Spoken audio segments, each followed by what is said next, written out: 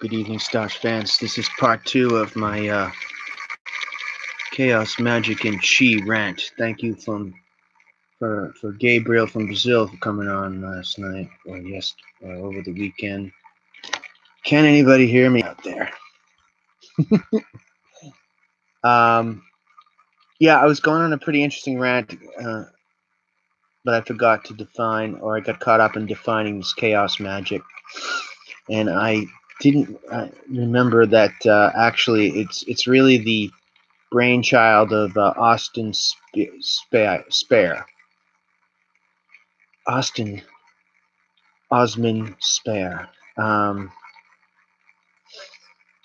His friend was Kenneth Grant, and Grant is, I guess, one of the best biographers of Crowley and Austin Osman Spare, the artist, who Grant said was actually he was just as good as Crowley, if not better. Actually, the comic book guy, Alan Moore, says that Austin is considered perhaps the best occultist. And he was an artist, so that goes a long way to saying that his art is magic. So the discipline that I'm familiar with is more Taoist stuff, actually, believe it or not, and Taoist and Buddhist Qigong and stuff like that.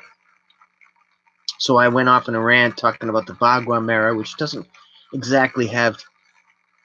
It's not exactly unrelated to this talk of sigils. Symbols, magic symbols that get imprinted in the mind. And so it comes out of England, this chaos magic.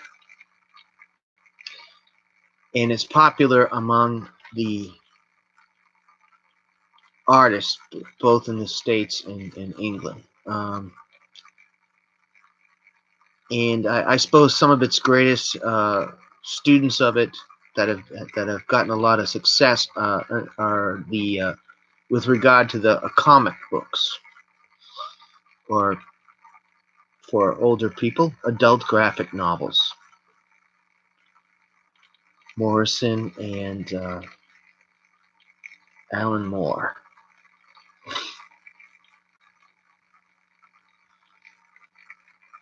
So his drawing's really intense. I mean, he was a accomplished artist, but I guess he liked to hang around with rough street people. So this is part 2. This will probably be pretty brief tonight, but I wanted to go into that.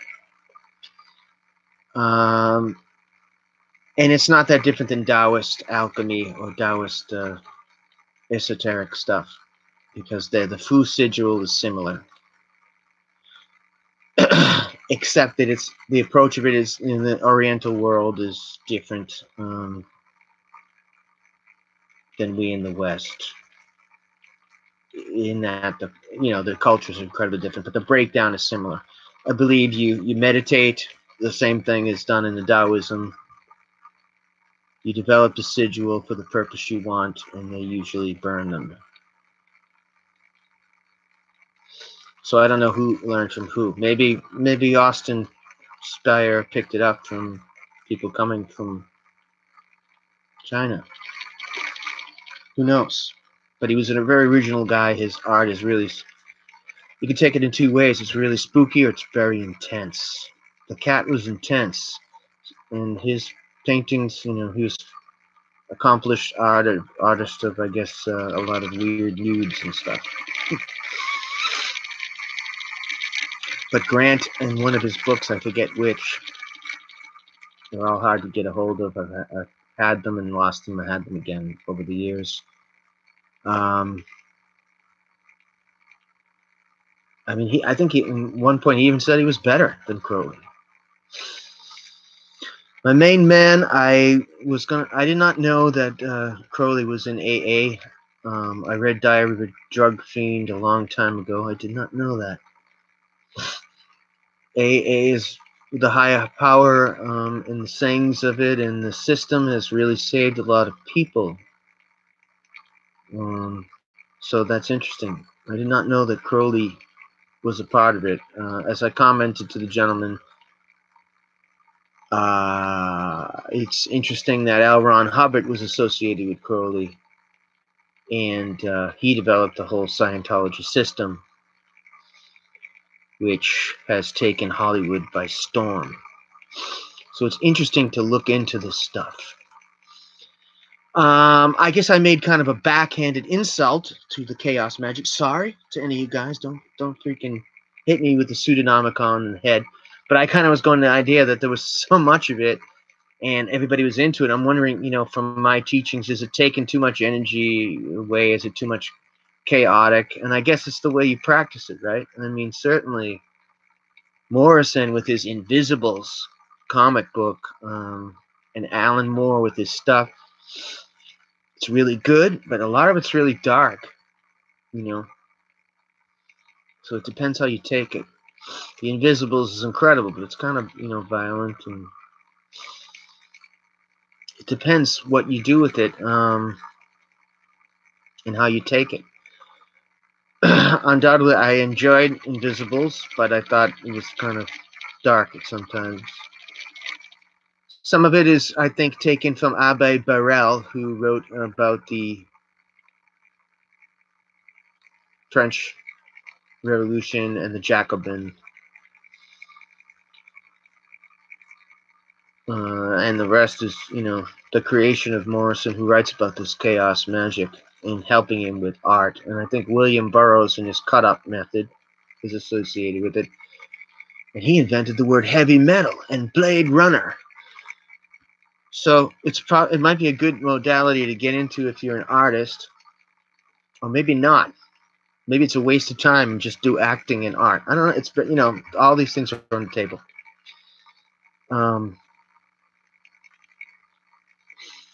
There's a cat named, let me see, Phil, Hine. That's the latest one I'm reading. I'm liking it. The Pseudonomicon. So he's into this chaos magic, as far as I know, and I mean, I dove right into his book. I assume he's got the sigil on the cover, chaos magic, and yeah, he's definitely associated with it. But he's combined this practice of magic, or psychodrama, psychological tricks that you play on your own head, or whatever you care to call it, and combined it with H.P. Lovecraft. The Cthulhu mythos, which is scary, and the guy admits that it's kind of scary. And there's an interesting chapter that I just finished up on, that he's saying, hey, maybe you should put something on the line on this magic, and maybe it should be a little dangerous and scary. That's what I think was going on. You're seeing all these sigils when you hit the streets of America, and stickers and signs all over the place, and there's just a lot of people getting fucked up now. So is it helping people and save them from the pain of life in the streets, or is it something that's playing into this current problem with whatever you want to call it, high amount of mental illness in Britain and in the United States now? Or is it saving people's ass? Are you drawing your sigils, getting into your chaos magic, finding your art, doing your music? Probably both, right? Is anybody out there? I got one watcher.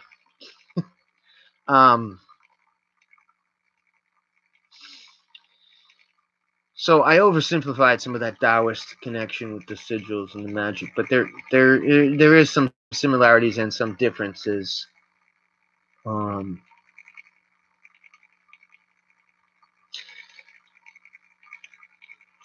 It's probably still, or probably was very much more of the lifestyle in the East. There's no doubt about it. I mean, you could say that Aleister Crowley was a I think his father was a beer company owner, and he was a wealthy guy that the way life went, he turned on Christianity, and you know, he was an adventurer, right? He climbed mountains, and he was an expert chess player, and he developed his will and stuff like that. But you could say that English yoga master, right? But it's definitely interesting. I'm going to try to look up which book that Grant said that in, that Osman was the primary root of the English style of the chaos magic coming from that artist, and then going on to Carroll and other guys like this guy Hine.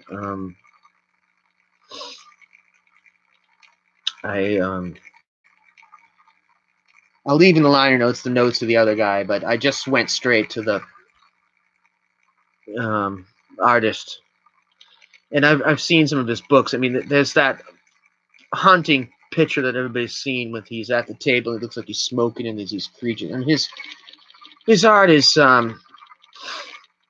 admittedly, he made a lot of it really grotesque,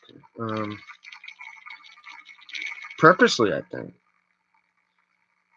But there's, without a doubt, it's intense. I mean, it just has something that you haven't seen in other things. And I think Alan Moore,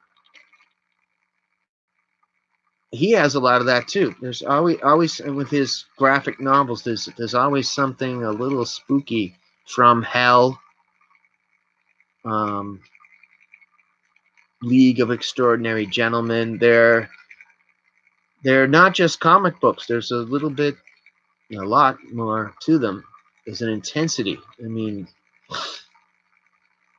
if there is such a thing as a magician, then Alan Moore, the adult graphic writer, is certainly one of them, right? And so is Morrison, the bald-headed guy who resembles the protagonist in The Invisibles, right? So it's not just comic books, is what I'm saying. It's not just adult graphic novels. It's the real deal. I don't know if in that world now there's something as intense as those guys. Alan Moore, Jerusalem,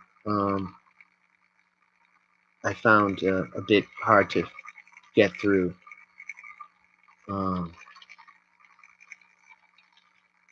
The Dust Jacket I put on here because it was one of the softcover book. Is one of the most screwball ones I've ever seen. Who was out there? But my point from the yesterday is interesting.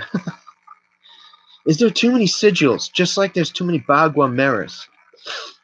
Way off topic, I get.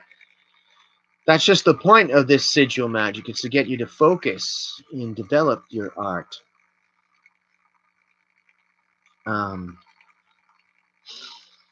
It's kind of creepy walking around a major city like New York or something, and you see these sigils at night, and you wonder, is it attracting energies and stuff? It certainly is, and there seems to be more and more of them. Is it making the world great again, or is it sending a bunch of chaotic energy out there? So this is part 2. I'll, of course, leave the occultist name in there. Part 3, I'm going to go into a little bit of my techniques. Is anybody out there? I got one viewer. Give me a shout.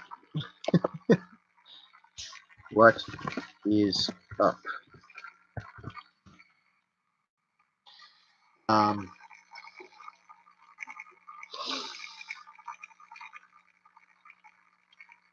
I'll look forward to maybe building an audience with this.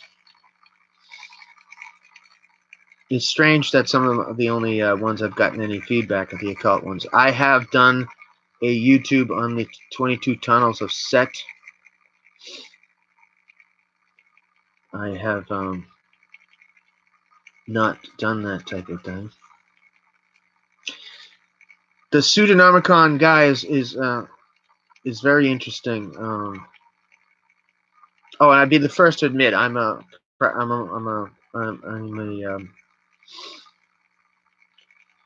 if I'm an initiate or something, it'd be to the Qigong type of training and that type of thing, which is surprisingly, I've had discussions with people into, you know, not just yoga, but, you know, Wicca, whatever, and magic and stuff like that. And the principles are, there's some similarities. And that it's all energy and focus, which most of us, myself included, have not now. Yeah? Virtually no focus. So it's extraordinary, you know, what the people that you confront, or their art on the streets, the stickers and the sigils, is just like any other art. Some of it's amazing and some of it's sloppy crap. But back to Phil, Hine. So he uses the Lovecraft, which this I found kind of spooky, because there you go. He gives instructions in the chaos magic, which is similar to anything else, which is all based on stillness, breathing, meditation, focus, visualization, and so forth. So he goes into that. But then he's got the Lovecraft, which of course is horrifying. So, and I think he does that. So there's something in the line. So it's emotion in this and that. So therein gets to my final point. I think some of that stuff, meditation, qigong, you get some energy and you work it. I think you can get a little bit risky, like this guy says. If you start calling, if you will, entities and visualizing stuff like the Great Cthulhu, which is the gigantic octopus-like scary monster, which incidentally, there's never been a good movie of that at all. Not even close. All the Lovecraft stuff. The motion picture attempt, there's a pretty good movie, Dagon, and there's and the one with Sam Neill is pretty good, but they're just, by and large, Hollywood has not done any freaking Lovecraft thing good at all, right? I don't know why. Because whatever he wrote, I guess, is just, I mean, they've done Stephen King good, which Stephen King would be a disciple of Lovecraft, no doubt, in certain ways. But where did I go with? Oh, yeah, so it's just scary. And the guy kind of warns that. So the intensity, I mean, the Lovecraft monsters and creations, and there's no doubt some nasty stuff. So if you got calm and you got focus, would you want to visualize? Because eventually the goal is to break on through the other side, right? Like Jim said. For better or for worse, you know, a lot of your top artists, singers, they dabble in this stuff. Is that the the bargain, the Robert Johnson bargain that they do? It exacts a toll. So this is the latest one of. So I have come across this stuff, and I remember the first time hearing about it, saying, you know, there were these guys, and they lived in my apartment, and they trashed the place, and they were into chaos magic. So I saw the symbol, and you know, it's different when you check it out, and you know, all this stuff like martial art or art, or it's always a decision of what you're going to do with it. And I would say to people, don't hurt anybody, right?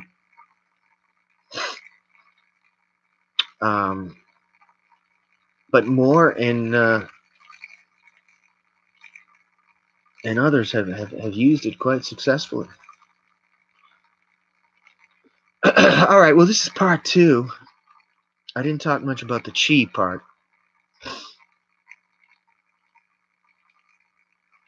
Although I didn't mean to insult anybody who's into Crowley and all that, but there, you might admit there's an aspect of it that he's a freaking rich guy. He was a rich guy who was a kind of an English fucked up yoga master. based on the guy who wrote *1001 Nights. But you know, he did it. And I don't know why Austin Osman Spare didn't reach anywhere near his fame. I don't know. It's a good point.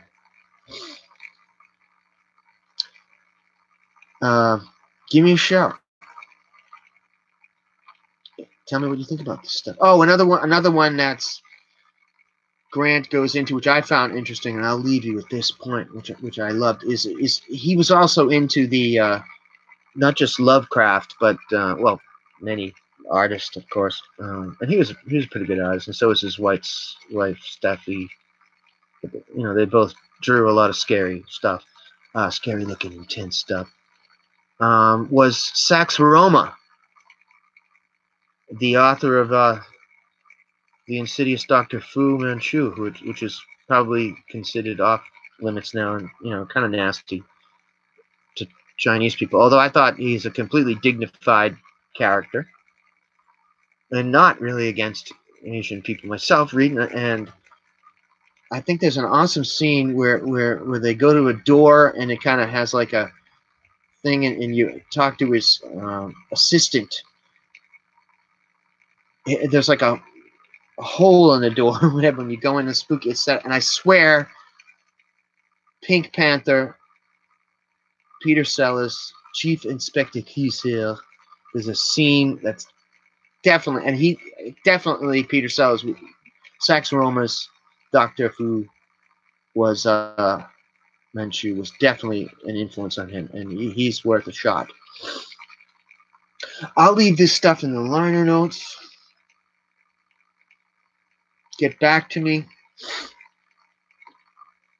I'm an artist. Let me think what you know. Part 3 coming up maybe tomorrow on this stuff. Hope this was enjoyable. Let me know if you're a chaos magician and you enjoyed this